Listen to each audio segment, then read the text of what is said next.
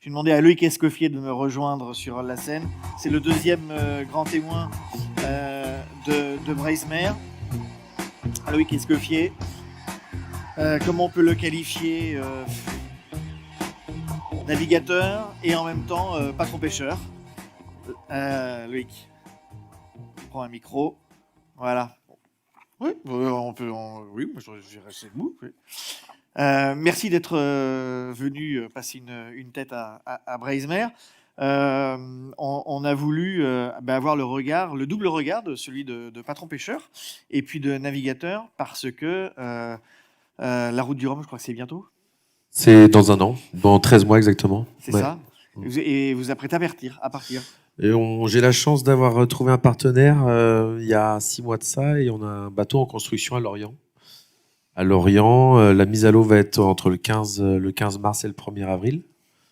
Du coup, il y a l'armement à gérer, à tout mettre en place, parce que dans la partie une fois que le bateau va être mis à l'eau, il va falloir que tout soit bien calé au niveau de l'armement pour que je puisse m'entraîner et me qualifier. C'est un multicoque, j'imagine. C'est un catamaran de 15 mètres 24 de long sur 8 mètres de large. D'accord, et qui courra dans quelle catégorie? Dans la classe Rhum multi, la catégorie des classes Rhum multicoques. D'accord. Voilà. Comment est-ce qu'on arrive à naviguer et en même temps à tenir un armement comme le vôtre? Faut bien choisir sa femme. Non, j'ai la chance d'avoir une femme très polyvalente et qui assure au bureau et qui assure à tous les niveaux. Donc, à partir de ce moment-là, on peut s'engager sur plusieurs domaines, plusieurs projets. Mais oui, c'est tout un ensemble en fait. Faut être bien équipé, il faut avoir les bons capitaines sur les bons navires. Il faut aussi savoir déléguer, forcément. Si on délègue pas dans ce genre de métier, on n'évolue pas. Moi, je m'en suis rendu compte. J'ai racheté l'armement familial en 2016. Il y avait donc 10 employés avec 2 bateaux. Il y a encore 3 mois, on avait 4 bateaux et 30 employés. Maintenant, on est revenu à 3 bateaux et 33 employés entre les personnes à terre et les personnes embarquées. Mais c'est ça, c'est savoir former d'abord, faire confiance aux jeunes, parce que là, c'était le cas. Pour pouvoir acheter d'autres bateaux, faut d'abord former, leur faire confiance et ensuite acheter les bateaux. Faut pas acheter les bateaux et chercher. Donc nous, on a fait ça dans ce sens-là, en fait. À chaque fois, on est allé chercher les meilleurs, on leur a donné leur chance sur des semaines de remplacement. Et ensuite, une fois qu'on a vu qu'ils étaient aptes à patronner, on est allé chercher des bateaux qui pouvaient convenir à ces marins. On a parlé à l'instant d'un problème de recrutement. Est-ce que ça, c'est quelque chose que vous vivez au quotidien? Oui, malheureusement, oui. Le recrutement aujourd'hui, c'est très, très, très, très difficile. Il y a plusieurs choses. La première chose, c'est la difficulté à avoir des stagiaires mineurs sur nos navires. C'est-à-dire que les conventions sont tellement complexes, on va dire ça. Un jeune de moins de 18 ans, il n'a pas le droit de travailler entre 22h et 6h du matin. Donc à la pêche, quand tu es en marée de nuit et que tu pars à 19h et que tu rentres à 10h le matin, c'est comme un apprenti boulanger qui n'a pas le droit de faire du pain à 4h du matin, quoi. C'est exactement pareil. Ils ont l'obligation d'avoir 12 heures de repos entre 2 marées.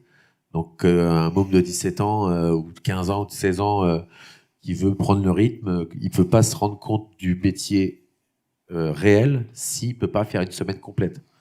Il y a plein d'éléments. Du coup, nous, personnellement, chez Escoffier Pêche, aujourd'hui, on travaille avec Cap Avenir. Et là, par contre, on arrive vraiment à sortir des personnes, à les former comme on le souhaite. Et c'est vraiment du 50-50. Donc, à nous de jouer le jeu aussi, les armateurs, pour que ce soit attirant, que ce soit au niveau des heures et forcément du salaire, hein, parce que c'est des jeunes ou des moins jeunes, d'ailleurs, qui vont vers cette reconversion-là. Est-ce que le salaire, justement, est un élément clé pour l'attractivité de ces métiers? Oui, forcément. Ouais. Mais de moins en moins. C'est-à-dire que forcément, il y a l'aspect salaire, mais aujourd'hui, nous aussi, ce qu'on a mis en place, c'est qu'on est toujours en sureffectif. Parce que à l'époque de mon père, je me souviens, c'est l'armateur ou le capitaine du bateau qui disait « Bon, bah, toi, tu seras en vacances quand le bateau va s'arrêter. » Ça attend encore des armements où c'est comme ça. Nous, aujourd'hui, on est en sureffectif et chaque matelot, chaque marin peut envoyer un mail ou nous contacter et prendre des vacances si c'est prévenu 3 semaines avant.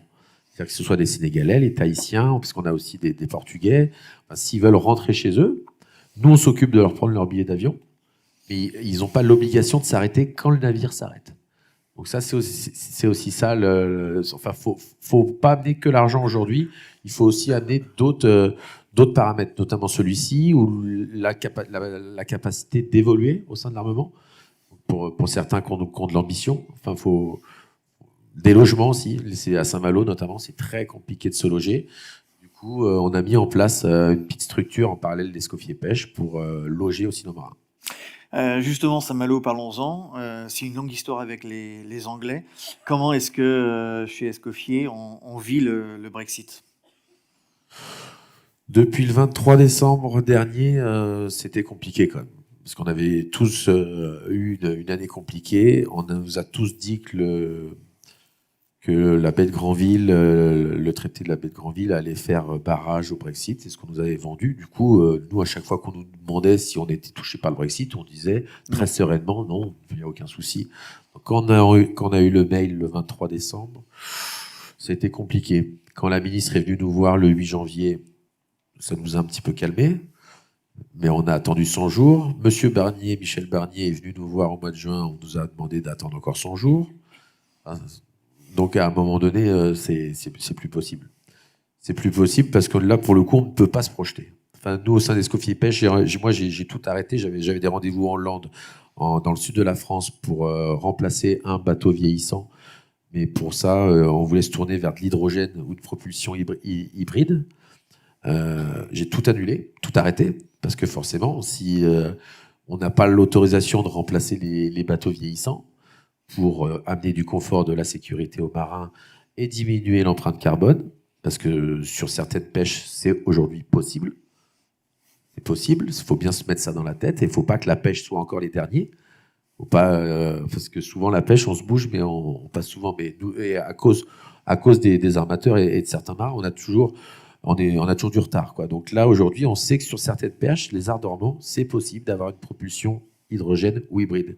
Et pour ça, il faut qu'on ait l'autorisation de continuer à travailler comme on le fait depuis 40 ans dans certaines eaux, notamment Jersey et Guernesey, et qu'on ait l'autorisation, pas de rajouter de l'effort de pêche, mais de remplacer nos bateaux vieillissants. Et ça, c'est pas le cas aujourd'hui. Du coup, tout est arrêté. Et comment est-ce que vous voyez la situation évoluer sur les prochains mois? Moi, je suis plutôt positif, donc on va continuer de faire les réunions, de se déplacer. On va encore attendre un petit peu avant de chanter l'administration française et de gérer nos dossiers directement avec Jersey, parce qu'on nous l'a demandé. Mais arrivé un moment, si le travail n'est pas fait à Paris, eh ben, on prendra notre valise, on montera nos dossiers, et puis on ira voir les Anglais directement. Mais on va attendre encore un petit peu. Mais forcément, là, il y a déjà beaucoup de bateaux dans le Nord, Barfleur, Honfleur, Fécamp, qui vendent leurs bateaux parce qu'ils ne peuvent plus aller sur les eaux de Jersey, qui achètent des bateaux plus petits pour rester le long des côtes françaises. Mais ce qu'il faut savoir, c'est que l'effort de pêche va s'additionner à l'effort de pêche actuel sur certains styles de navires. Et donc, enfin, écologiquement et économiquement, c'est pas bon, mais pour personne. Et le consommateur va s'y retrouver aussi avec une plus-value forcément. Forcément, parce qu'il y aura moins de volume de débarquer et toujours la même demande. Donc, attendez-vous pendant les fêtes à payer cher les produits de la mer, si ça continue comme ça. Justement, est-ce que vous vous préparez à des négociations en direct avec les îles anglo-normandes? Là, ça, c'est ma première question. Puis la deuxième, est-ce que vous commencez à fédérer autour de vous d'autres armements, justement, pour être plus nombreux et donc plus forts? Alors, le souci à la pêche, c'est il y a très peu de solidarité entre pêcheurs. Il faut dire ce qui est. Il y a une solidarité qui est à 100% et qui a toujours été uniquement dans les cas extrêmes. C'est malheureux, mais c'est la vérité. Enfin, mon père a fait la pêche, moi j'y suis déjà depuis 40 ans, je peux vous le dire. Et malheureusement, on essaye un petit peu à Saint-Malo, mais déjà rien qu'à Saint-Malo, on a du mal. Là, il y a la fête du port qui s'y fait aujourd'hui. Il y a très peu de marins-pêcheurs qui a voulu se lier à tout ça pour pouvoir faire avancer et puis développer, faire de la communication positive sur ce métier-là, sur ces produits-là. C'est-à-dire qu'on a du mal à fédérer. C'est une réalité. Pourtant, il y a pas mal d'anciens qui partent et maintenant, il y a quand même un groupe de jeunes. Et ils sont jeunes, mais ils restent, moi, je trouve, un peu en retard. Il faudrait qu'on soit plus solidaire que ça. Mais c'est pas facile. Est-ce que justement une structure comme Bresmer peut contribuer justement à renforcer cette solidarité que Oui, vous, oui, que vous oui, mais regrettez? il faut franchir le premier pas. C'est-à-dire que c'est un peu comme le système des réunions. C'est-à-dire qu'il y a beaucoup de personnes, je parle pour ce que je connais Oui, bien à sûr. Saint-Malo. Moi, je suis vice-président du comité local des pêches de Saint-Malo. Il y a beaucoup de monde à critiquer des décisions qui sont prises, mais il n'y a personne qui vient aux réunions. Donc, à un moment donné, il faut prendre ses responsabilités. On ne peut pas critiquer en permanence et ne pas venir aux réunions. Donc, mais oui, pour en venir à Bresmer, oui, mais il faut franchir le pas. Faut l'intégrer. Alors, S'il n'intègre pas, enfin, une dernière question et on vous libère. Vous avez parlé tout à l'heure de l'empreinte carbone. Vous êtes relativement jeune encore. Vous êtes pêcheur et en même temps navigateur. Est-ce que vous êtes euh, sensible à la ressource, à l'environnement, à la qualité de l'eau? Et est-ce que vous seriez, est-ce que vous pourriez être une sorte d'étendard justement de cet aspect un peu environnementale et de protection des ressources? au sein de déjà à la base dans mon éducation, enfin bon, moi j'ai eu la chance de naviguer avant de savoir marcher. Enfin j'ai toujours vu mes parents parce que c'est la base, hein, ça part de là, faire attention. J'ai toujours vu mon père avoir des poubelles sur son bateau. Je vous cache pas qu'aujourd'hui, vu qu'on s'est structuré, il y a des marins qui sont arrivés un petit peu de partout sur nos navires. Moi, je fais la chasse même aux mégots sur les bateaux parce que ils fument tous. Enfin, et au début, on voit les habitudes des marins qui viennent d'embarquer sur nos bateaux. Et ça me fait mal. Ça me fait mal pourquoi? Parce qu'aujourd'hui, 90% des personnes qu'on recrute ont l'habitude de tout jeter. C'est triste, mais c'est comme ça. Donc nous, on se bat. On se bat au quotidien avec les capitaines de mes bateaux pour débarquer et faire attention à tout ça. Ça, c'est pour la partie maritime. Nous, on a posé au mois de septembre, on a commencé à poser des panneaux solaires sur un de mes catamarans, le Francani, pour commencer à regarder une propulsion donc thermique, mais uniquement pour la propulsion, pour tout ce qui est alimentation de passerelles, cuisine, frigo, soufflante pour l'oxygène dans les viviers, tout ça. On va passer sur du solaire. Donc ça, c'est la première phase. Et la deuxième phase, c'est la propulsion hybride ou hydrogène, où là, on attend d'avoir l'autorisation pour pouvoir continuer, parce qu'on a déjà des projets où on a commencé à travailler dessus avec différents chantiers, notamment le chantier Martinez dans le sud de la France et un chantier en Hollande. Et on a un partenariat avec Energy Observer qui vient de boucler, pas son deuxième tour du monde, mais l'équivalent de son deuxième tour du monde en propulsion hydrogène et voile. Du coup, on aimerait bien dans quelques mois, pouvoir mettre leur solution de propulsion sur un bateau de pêche. On sait que sur les Ardormans, c'est possible aujourd'hui, parce qu'on a moins de puissance, on a moins besoin de puissance que des chalutiers ou des coquillers. Du coup, je pense que c'est le moment pour y aller et ne pas attendre que les autres le fassent. Allez, une dernière question. Vous partez donc dans quelques mois pour la route du Rhum. Est-ce que vous allez profiter de l'engouement médiatique qu'il y a autour de cet événement, puisque c'est quand même l'un des principaux événements de voile dans le monde?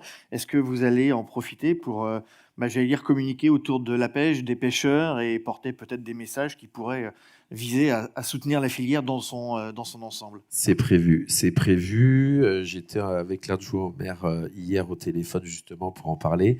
On va essayer, et on va le faire, un stand tourné vers la pêche sur le village de la route du Rhum. Donc en partenariat avec les gens qui vont vouloir nous rejoindre, Bresmer, le comité local forcément de Saint-Malo avec Violaine et Pascal, et la mairie de Saint-Malo. Mais c'est prévu au programme, ouais, pour faire un lien entre le bateau d'un marin pêcheur armateur aujourd'hui et le milieu de la pêche. Merci beaucoup, Loïc Escoffier.